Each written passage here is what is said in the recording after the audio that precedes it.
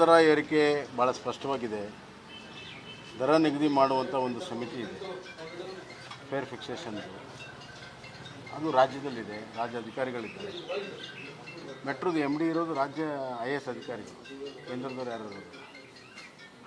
ಮತ್ತು ಮುಖ್ಯಮಂತ್ರಿಗಳು ದರ ಇಳಿಸಿ ಅಂತ ನಿರ್ದೇಶನ ಕೊಟ್ಟಿದ್ದು ಅದೇ ಸಾಕ್ಷಿ ರಾಜ್ಯ ಸರ್ಕಾರದಲ್ಲಿದೆ ಅಂತ.